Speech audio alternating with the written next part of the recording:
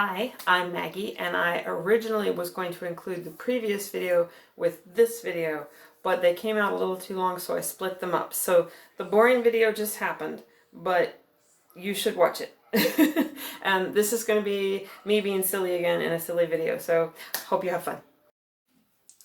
2 videos ago, I started talking about the harmonic series, and although we're going to focus on how it relates to pianos, it's hard to understand it if you only talk about pianos.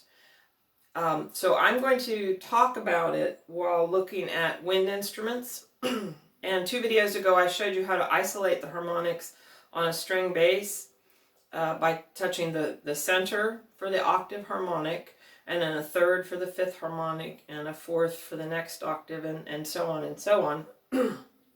Brass instruments use the harmonic series in a more direct way than any instrument I know, so I'd like to talk about those for a minute. It's my understanding that a good instrumentalist can actually access the fundamental. I am not a brass player, so I cannot do that. So when I play the trombone, the first note I hit isn't the fundamental, it's an octave up. It's the second partial. And so if I overblow from that, I hit a 5th and then a 4th above that, and etc., etc.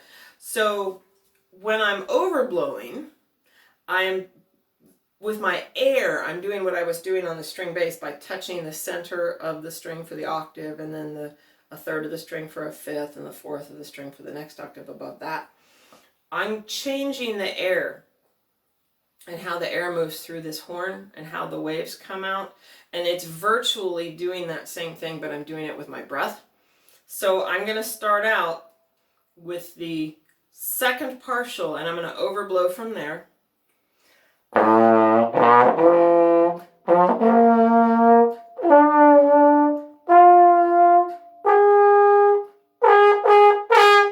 can't go any higher. I'm not a brass player. So how this works then, I only have those notes unless I change the length of the tube. So, et voila, we have the fun thing you can do. This is why they invented trombones. It was just so you could do this with a camera. That was the only reason. So I can change the notes, but with one note I only have so much of a range with this. So if I play that lowest tone I played earlier,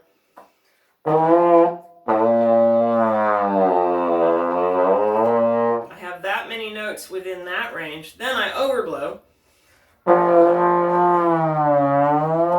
and I have a range of notes I can access.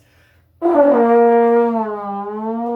you'll notice as trombones play higher notes, they stay closer to here, because the harmonics get closer together and they don't need to go out here unless they're playing a low note and need to jump up and it happens to fit. They can grab it there and save the movement of coming up here, if that makes sense. So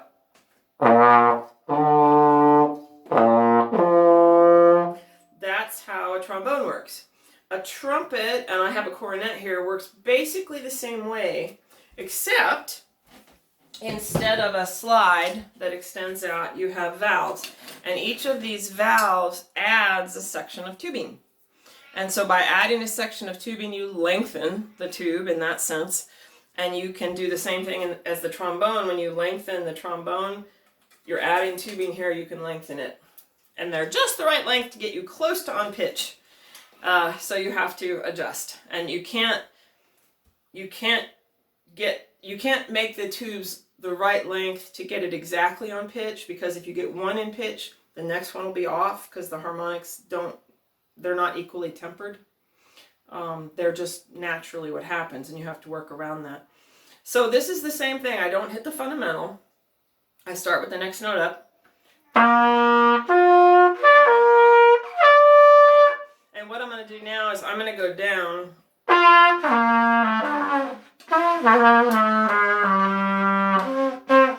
That's terrible. I'm going to play a low note, because if I start with a lower note, I can shoot up higher with the harmonic series because it takes less tension. You know, I'm not a trumpet player. Okay, I'm really not a trumpet player. I shouldn't have played the trombone first. That's the problem.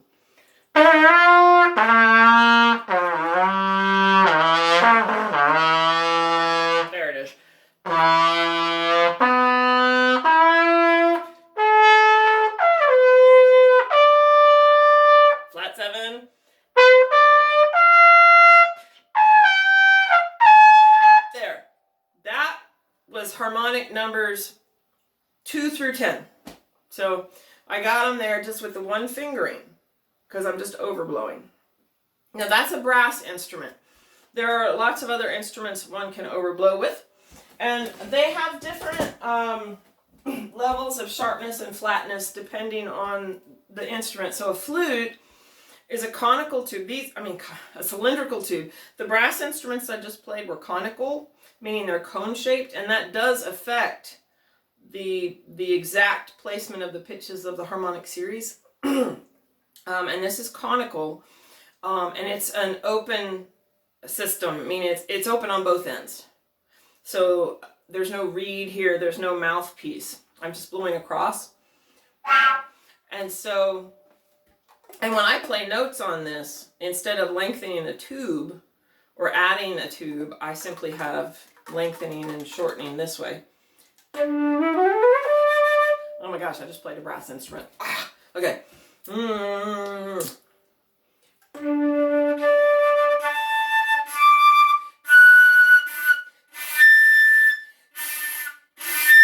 Okay, never play the flute after the trumpet. Bad idea. I can go higher, but I'm probably not going to right now. But you get the idea.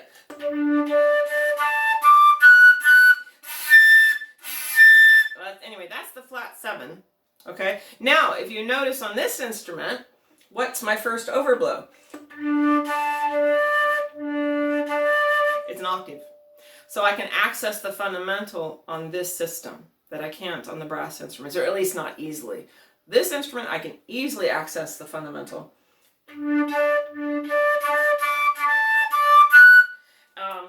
So that's a flute. Now another instrument that's a wind instrument that is going to overblow an octave is something with a fipple. And a fipple, instead of on a flute, I'm blowing across a hole and that's my cat. And on a fipple instrument, that's what this is right here. I'm blowing in here, and the air is being split right here, and that's what's making my sound. That's in a nutshell. So here's the fundamental, and now I'm going to overblow it.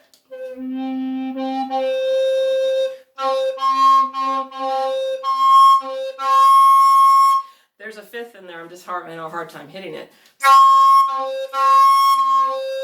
It's there.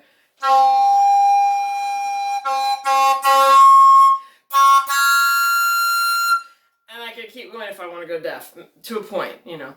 So the fifth was there. I just couldn't quite get that exact right airspeed. I finally got it. So that's this instrument, and I am overblowing an octave. And this is also a recorder. But depending on the quality of the recorder and the exact size, I want you to notice what happens with the harmonic series on this one.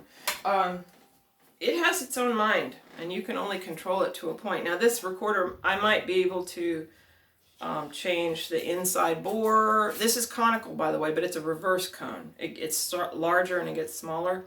That affects it. The size of the holes affects it. Everything affects it. And that's why, you know, pianos, what affects the harmonic series on each string, the number of things that affect it. I couldn't think of a word, so I had to edit it. Infinite. The number of things that can affect the harmonic series and its progression are infinite. So listen to this one. It's not going to be the same.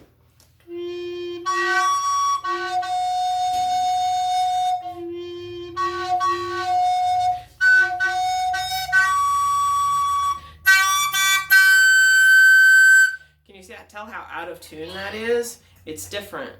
So this could be tweaked maybe to be a better instrument, maybe, or maybe not. Also a fipple is a penny whistle, and I've chosen low instruments instead of high ones, not just to save our ears, but because it's easier to hit the harmonics.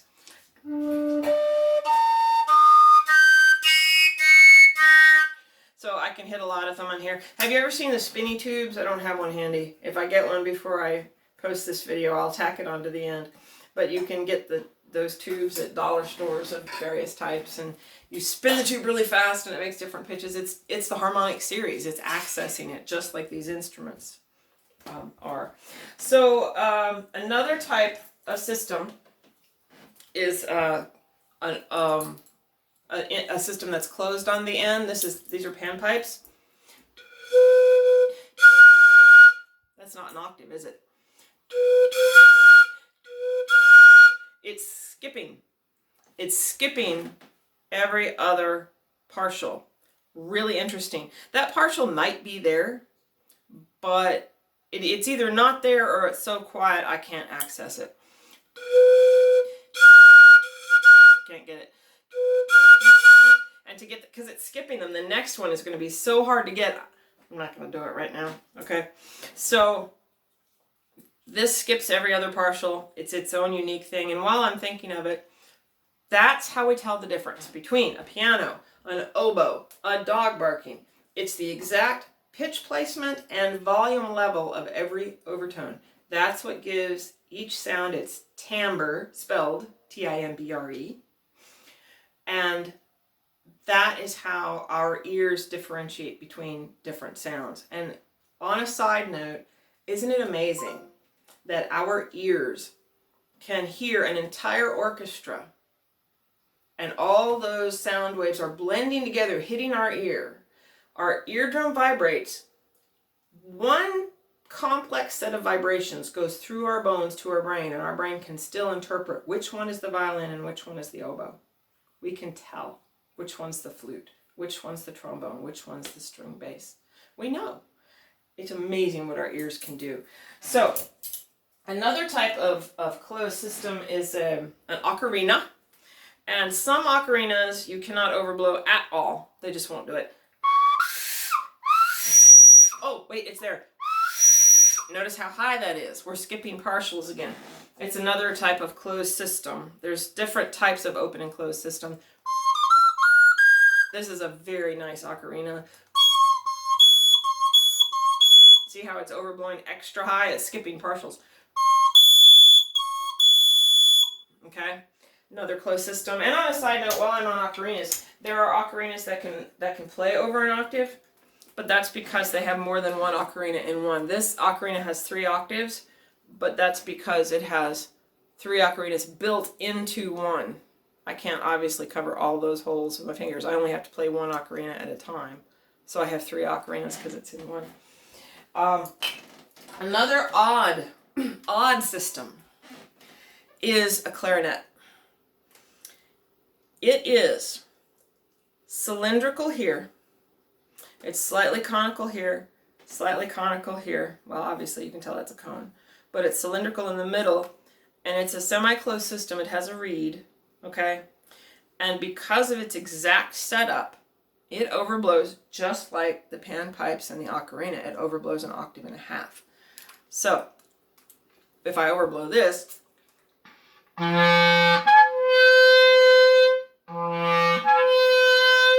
once again, I'm not even going to try to hit the... A good clarinetist can hit the next one. I cannot. Because it skips one. I'm doing every other partial. So when clarinets read up an octave, they don't play the same fingering, it changes. So this is a C down low and a G up high. You know, so I'm going to pause this for 1 second. I went and got my tenor sax. So this is a reed instrument, just like a clarinet, single reed instrument. But the whole thing is conical, all the way through. It overblows an octave.